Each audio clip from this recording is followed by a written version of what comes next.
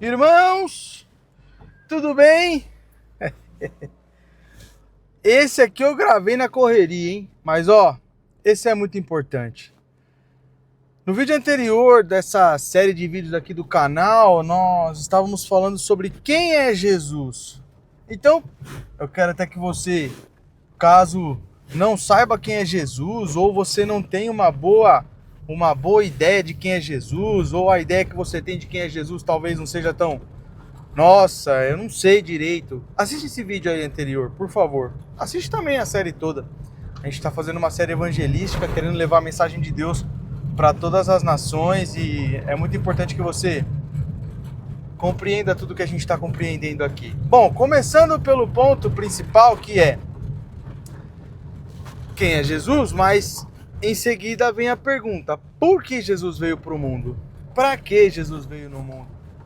Ele veio aqui para poder ensinar o bem para as outras pessoas, ensinar o amor para as outras pessoas? Ele veio.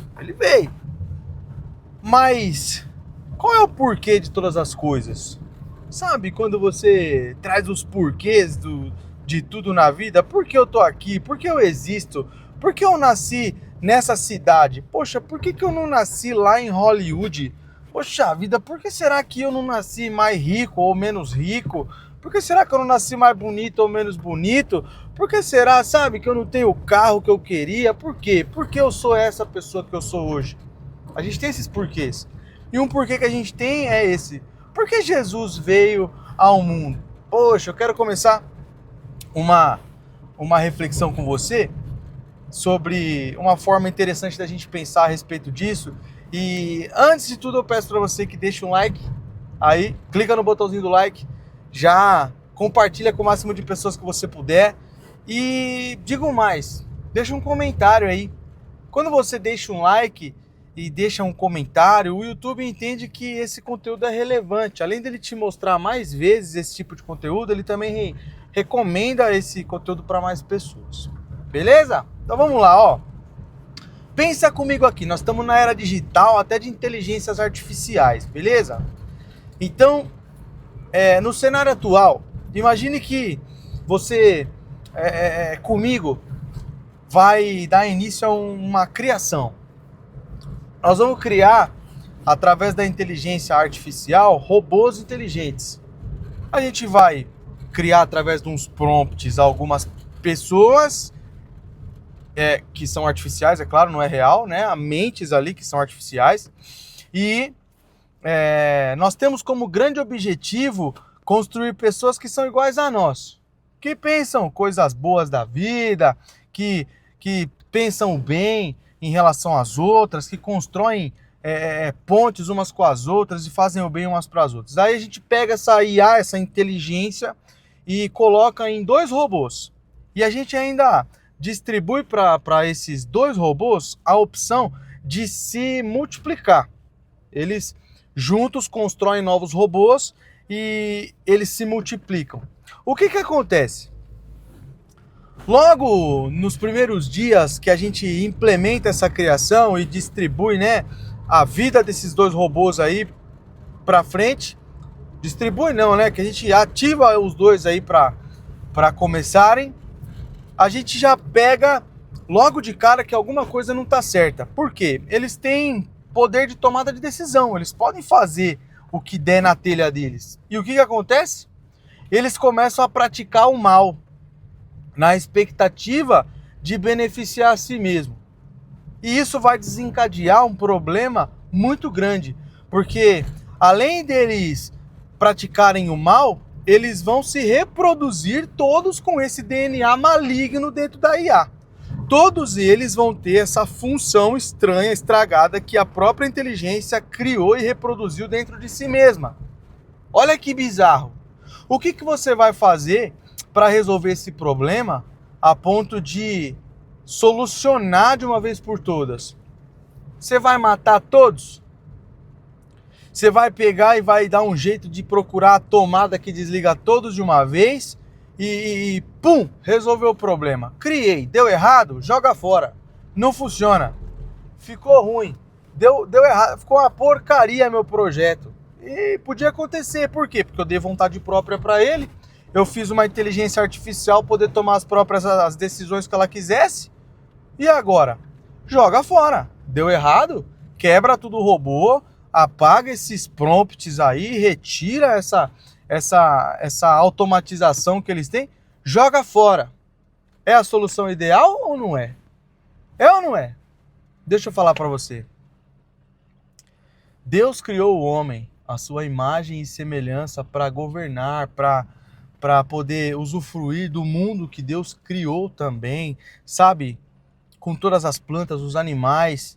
Se você ler ali em Gênesis, você vai ver quantas maravilhas foram criadas ali nos 7 dias de criação, né? Nos 6 dias de criação e no 7º que Deus descansou e foi admirar tudo que ele criou.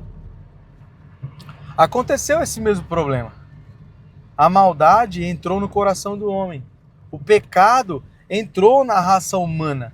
E o que aconteceu? Junto com isso, veio a multiplicação dos seres humanos. Todos eles com o mesmo problema de maldade dentro de si. E aí? O que você faz? Mata tudo? Arranca fora. Puxa a tomada. Desliga. Acabou todo mundo. Porque na palavra mesmo está escrito que não há um ser humano só que possa ter bondade dentro de si. Todos são maus, todos são pecadores. Todos os seres humanos carecem de uma graça. Que graça é essa? A graça é o que nos livra de Deus puxar a tomada. A graça é o que me livra da aniquilação de Deus, ou da tomada que na verdade nós encontramos na palavra de Deus, que é o inferno de fogo. Como é que eu posso, de alguma forma, solucionar o problema? Porque Deus não criou eu e você para sermos apenas criaturas de que ele se orgulhe de ficar vendo a criação. Não, Deus nos criou para relacionamento, para vivermos aquilo que a gente nunca imaginou. Deus é um ser soberano, celestial.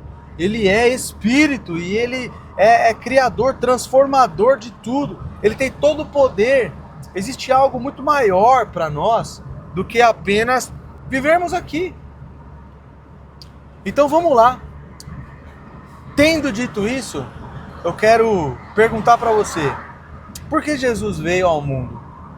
Então, nós podemos pensar que através do Evangelho de João, no capítulo 3 e no verso 16, a gente tem como base um pontapé inicial para a gente entender um pouco mais a história. Jesus disse, né? Tá lá em João: porque Deus amou o mundo de tal maneira que ele enviou o seu Filho unigênito, para que todo aquele que nele crer não pereça, mas tenha a vida eterna. Jesus, ele traz a solução para esse problema de pecado, essa maldade que entrou em nós. Através do quê? Do sacrifício na cruz, que ele é suficiente para aniquilar toda a maldade, pagar toda a dívida de pecado que nós temos. Jesus, ele é suficiente para resolver todos os problemas e mais. Ele traz a nós a oportunidade de voltarmos ao centro do projeto, voltarmos da onde a gente se perdeu, do projeto de Deus por nós, que é o quê? União entre nós e Deus. Vivermos algo além da vida, vivermos algo além da nossa imaginação, que vai além da nossa expectativa, que vai muito além das contas que a gente tem para pagar, que vai muito além da saúde que a gente precisa manter, que vai muito além dos sonhos que a gente tem para a nossa vida. Existe algo muito maior, e é Jesus quem nos conecta a Deus e a essa realidade pelo seu sacrifício na cruz. Então vamos lá. Tendo dito isso também, eu quero fazer assim, vamos pensar no porquê de Jesus em 3 esferas. Uma delas é, primeiramente, o porquê. A segunda esfera é o para quem. E a terceira também é o para quê depois. Depois disso, para quê? Jesus foi lá e me salvou. E agora? Então vamos começar pelo porquê. Jesus, ele fez o que fez não porque você precisa ser salvo. Primeiramente, não é por isso. Jesus fez isso inicialmente por obediência ao Pai. A sua salvação hoje, ela é plano de Deus para a sua vida. Deus, quando o pecado entrou no mundo, ele não foi pego de surpresa, ele não ficou desesperado para tentar de alguma forma solucionar um problema imediato que ele não imaginaria que viria a acontecer. Não, Deus é soberano, ele sabe de todas as coisas e ele predetermina tudo. Mas para que a justiça de Deus pudesse reinar em todas as esferas da criação e ele não viesse a resolver de forma injusta, porque, digamos assim, o desejo de Deus é ter a nós, próximos dele. Mas não seria justo, porque Deus e pecado não se misturam. Deus não se mistura com o pecado, ele é santo, ele é soberano, ele não se mistura, não é possível. Então, se ele puxasse a tomada e matasse todo mundo, desligasse todo mundo, ele seria injusto? Não, ele seria justo. Por quê? Porque nós já estamos condenados desde o nosso nascimento. Essa é uma realidade que a gente precisa entender. Por quê? Porque quando a gente entende isso, a gente entende o tamanho do amor. A gente não consegue medir, mas a gente consegue entender um pouco do tamanho do amor de Deus por nós. Porque ele não precisava fazer nada disso. Foi ele quem criou, era só ele desligar. Foi ele quem criou. Então, pela sua vontade, porque Jesus veio ao mundo para obedecer ao Pai, ao amor do Pai por nós, ele veio e morreu na cruz do Calvário para fazer essa expiação por nós, para pagar esses pecados com o sacrifício da cruz e nos dar o passaporte direto a Deus, certo? E aí você pergunta para mim assim, beleza, entendi o porquê, mas para quem? Para quem é isso? Quem Deus quer salvar? A igreja.